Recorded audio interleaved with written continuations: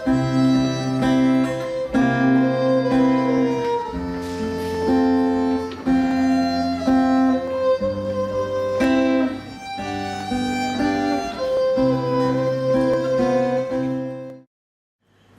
Nyonya Abendanon Mandri, sesudah bahasa, ilmu bumi sangat menarik hati saya.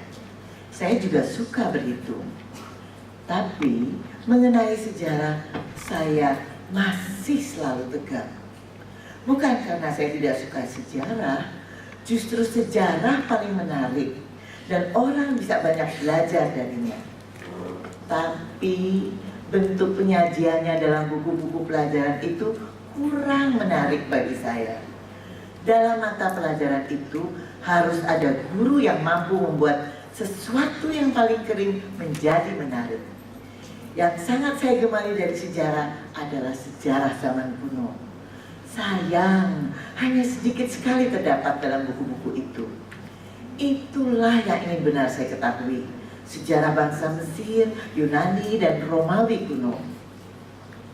Kami sekali-kali tidak hendak menjadikan murid-murid kami sebagai orang-orang setengah Eropa atau orang-orang Jawa yang kebarat-baratan. Dengan pendidikan yang bebas, kami bertujuan terutama sekali akan menjadikan orang Jawa sebagai orang Jawa sejati. Orang Jawa yang dijiwai dengan cinta dan semangat untuk tanah air dan bangsanya.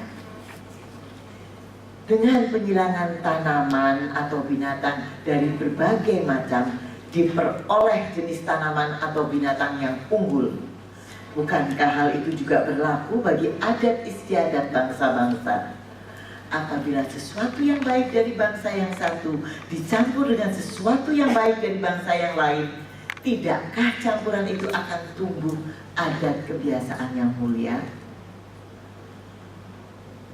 Kecuali mata pelajaran pendidikan dasar yang umum dan pekerjaan tangan, saya ingin benar-benar agar sekolah-sekolah kami diajarkan satu mata pelajaran lagi, yakni pengetahuan tentang tubuh kita, bentuk dalam dan bentuk luarnya, serta tugas yang dilakukan tiap bagian jasad untuk mempertahankan hidup dan kesehatan.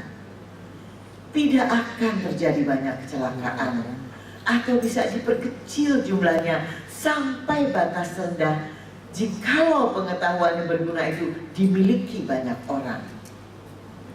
Pengetahuan ilmu kesehatan, ilmu merawat, dan ilmu balut-membalut itu harus merupakan bagian dari pendidikan kita, saya rasa.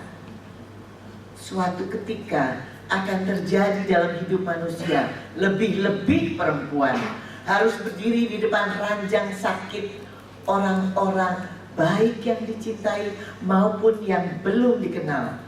Celaka benar kalau kita tidak dapat berbuat sesuatu. Surat ke-16, 17 Juni 1902 kepada Nyonya Hilda de Boy.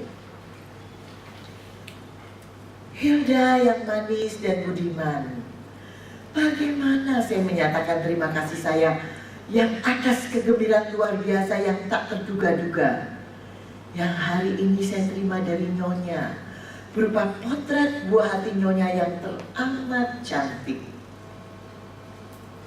Terimalah jabat tangan saya. Tak puas-puasnya saya memandang potret yang manis itu. Kalau gambaran saja sudah membuat saya lupa daratan, bagaimana kalau saya bertemu aslinya? Tetapi apa kabar Hilda? Apakah suami dan anak-anak semuanya sehat-sehat? Saya mendoakan sungguh-sungguh. Di surat kabar baru saja saya baca bahwa beberapa anak perempuan Cina mengajukan permohonan agar mereka diperbolehkan ikut menempuh ujian guru. Hore! Untuk kemajuan. Saya sungguh gembira tentang hal itu. Orang-orang Cina sangat keras dalam mempertahankan adat. Dan sekarang kita lihat juga bahwa adat yang paling keras dan paling tua dapat dipatahkan juga. Saya mendapat semangat dan harapan. Ingin benar saya berkenalan dengan anak-anak Cina yang berani itu, Ingin sekali saya tahu pikiran dan cita-cita dan perasaan mereka, jiwa mereka. Selamanya saya ingin mempunyai teman orang Cina. Pasti banyak keindahannya. Sudah pernahkah Nyonya menghadiri perkawinan Cina? Saya 1 kali, dan saya tidak akan pernah melupakannya. Seorang jutawan Cina di Semarang membuat kebun bagus sekali. Kebun itu terletak di atas bukit dan bukan main ceritanya. Bukit batu, gua, tebing-tebing, dan semuanya merupakan tiruan. Ditumbuhi dengan tanaman paku, bunga-bungaan, dan pohon buah-buahan mini di sela pertamanan dan lorong yang melingkar-lingkar. Sebuah kubah bagus berdiri di tengah-tengah kolam bersudut banyak. Tempat gurami dan ikan mas berenang-renang. Di sampingnya ada bukit. Di dalamnya ada gua dengan kamar mandi. Melalui tangga lingkar yang membelit gua itu, sampailah kita di atas bukit. Di situ berdiri 2 buah kuil mini, pohon buah-buahan dan segala macam bunga tumbuh dan bermekaran. Kebun itu merupakan dongeng yang menjadi kenyataan. Kebun itu merupakan dongeng yang menjadi kenyataan. Hanya polong-polong dan peri-peri yang berkilau-kilauan putih perak masih harus tampil dari celah-celah bukit batu dan gua untuk melengkapi dongengnya.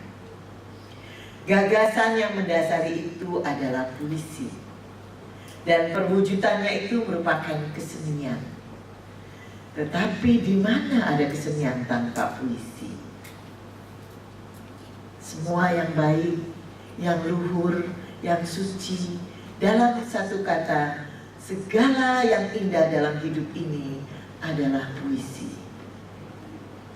Dan bagaimana pendapat Nyonya sekarang mengenai bangsa kulit coklat? Bagaimana ungkapan keseniannya? Aduhai, saya suka sekali membanggakan bangsa saya.